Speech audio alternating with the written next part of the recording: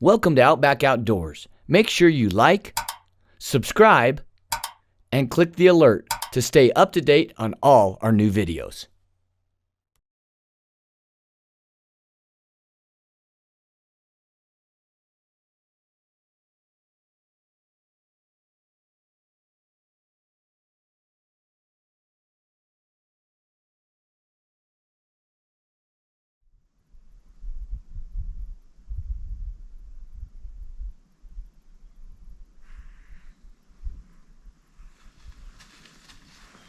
As the sun rose, deer were starting to move, and I heard something to my right, which I thought was just a simple squirrel. As I looked, I saw a doe trailed closely by a big buck. This happened fast. I literally had to make a choice. Grab the big camera, hit record, and try and get on the buck, or grab my bow and try and kill the buck.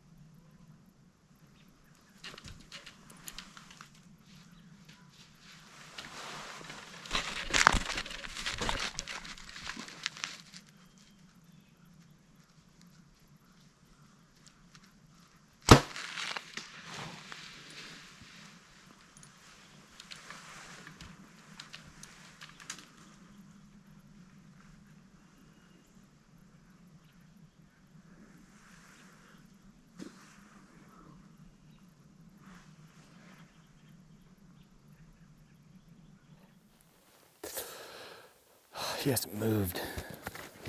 He has not moved. I think he is dead. Wow. Oh, he's a stud. I think he's at 13 point. Okay.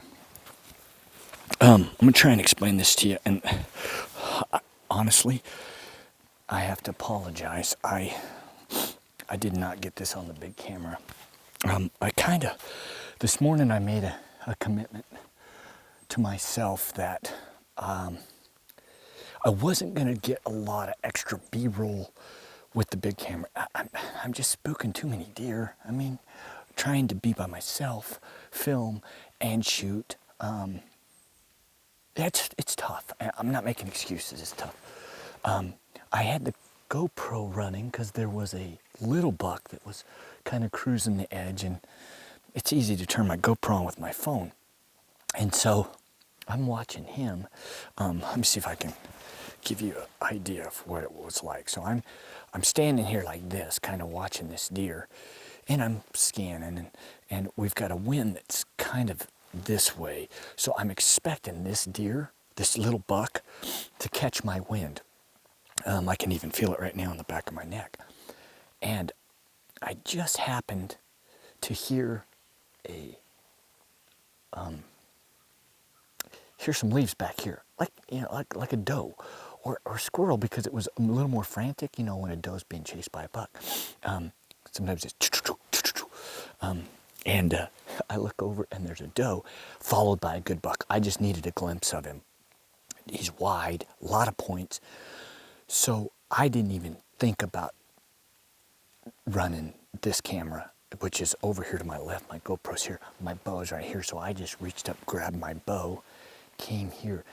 The problem is he didn't come, she kind of went out towards the field, and I'll show you this here in a second. There's a tree with a lot of little limbs right here. And he comes, they came at the base of the tree. They weren't probably 10 yards from the base of the tree where they came through. But then they got to this point, and here, maybe I can use my phone to show you. Here is the tree I'm talking about. They came right here, and then out there. Now, as you can see, I'm gonna zoom in here, there's not much of a hole there. So I kind of got to full draw, didn't spook him, but he was staying with her. And then they got to right about here, and I bleated at him, I think a couple times, because he did, and he turned so sideways. But there is this right, let me see, that stick right there. I just nicked it. Unfortunately, I hit him back, and his back end dropped. So I grabbed another arrow, and then he was moving over. By then the doe was gone. He was moving out, actually into more of an open spot. So I kind of had to lean over, kneel down, and I got another shot, which felt good. And then he started to head for the timber. You could tell his back end was low. He was hurting, and he got up, finally got up, and he stood there, I was able to get a good range on him, and I shot him again. And then he went down right there, and I've watched him for probably 40 minutes. So I've calmed down. I was pretty excited, but I didn't want to. I had another arrow knocked, and I thought about going down and putting another arrow in him, but he wasn't going anywhere. And I'm pretty sure that is the big 13 that we've got on cameras on the north side of the property. And we were wondering, our big bucks had kind of gone into lockdown, so we were wondering, there's got to be one buck looking for a doe, and sure enough, it happened so fast. And I'm hoping I got it all on GoPro. I should have at least me shooting on GoPro, and maybe the second or third shots on GoPro, which isn't the greatest, I know that, but I'm by myself, and I apologize, but you get the gist. I'm gonna go ahead and turn this off. This has been an exciting whitetail season for me. This is slowly becoming one of my favorite hunts, because I didn't do it growing up, and now I'm just completely ate up with the strategy, the wind direction, the chess match. And you get into a situation like this where we had 4 or 5 bucks on camera, of course. So we had 4 or 5 bucks on camera. We had the biggest one, which was that, in my opinion, was that big 8. He was the dominant one. He was the top of the food chain, I think. But this other buck, I knew that other bucks are going to move in and fill that void when Phil killed him. And it was awesome to be here to experience that. I only could wish that I would have had like Tanner in the tree with me, but that's okay. We got it done. It's not always perfect. I was very fortunate that I was able to get another arrow in him. Shooting through that, I thought I had a clear window. Now as I look at it, of course, I see that there's quite a bit more small sticks. I will say this, next year, we will trim that up. But that's what you do, you learn on this. And bow hunting's a full contact sport. It's a blood sport, and So I had one opportunity to shoot a buck, and we were able to get it done. I'm pretty stoked.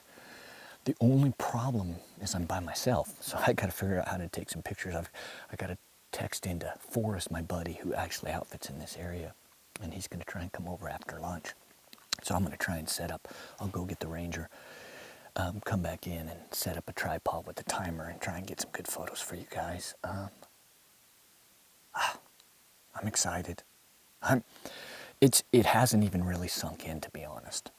And although I would have loved to video him from a long way off coming in, by the time he got here, I would have probably been a wreck. It almost works better if they just show up. So my Kansas whitetail season is now a wrap. A little bit of work still to do. And yeah, I'm stoked. Okay, get out of the tree here.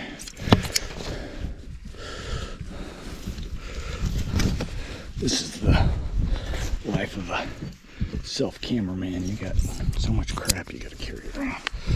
So, forgive the shakiness. This is the same stand where I shot the deer that Andy shot last year, and I got a second arrow on him.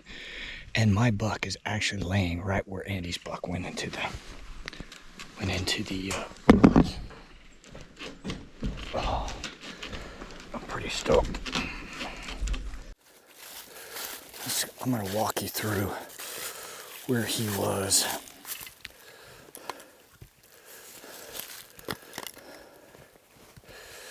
Okay, so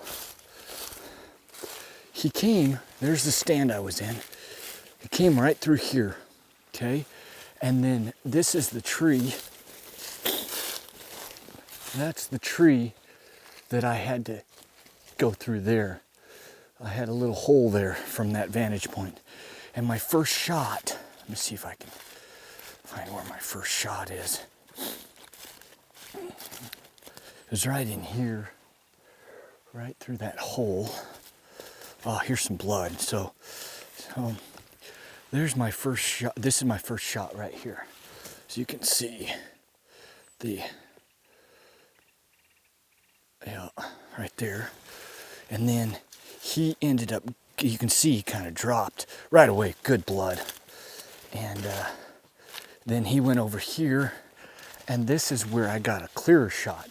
And that's when I took the second. And there's some more blood. This is where I shot him the second time. And then he dragged over here. So it wasn't gonna go very far, but I'm so stoked. I mean, he's the big 13 that we've been getting on camera. No one's ever seen him in daylight. Look at this blood trail. I mean, goodness gracious, he was, and he went right down. Look at this dude. This dude is amazing. I'm gonna give a round. I mean, I don't know. Golly.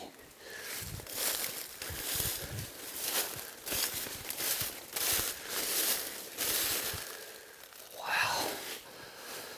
I'm stoked.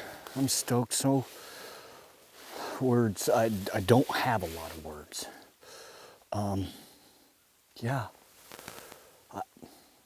I'm super blessed. Super blessed is all I can say. Yeah, I don't know. I'm gonna get my phone out and get a couple of pictures and some video. This is, it's all the hard work, all the dreaming. It just comes down to one moment. Thank you, Lord. I'm so blessed, so blessed. Look at that dude.